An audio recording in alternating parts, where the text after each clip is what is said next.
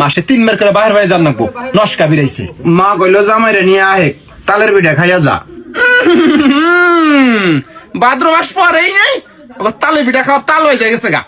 বাস আমি মনে হয় ফকির নদী পার হইয়া কচা কাটা যামু তালে পিঠা খাবার জন্য না। অবাক করে কাউকে তোমার কেউ ফকির কইছে?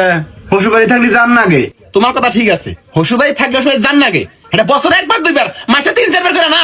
এতবার শ্বশুরবাড়ি গেলে মাসে সিসি দেয় থু দেয় জামাই বান বাইত না খায়া থাকে ভাত বাঁচাবার জন্য যাই শ্বশুর বাড়ি।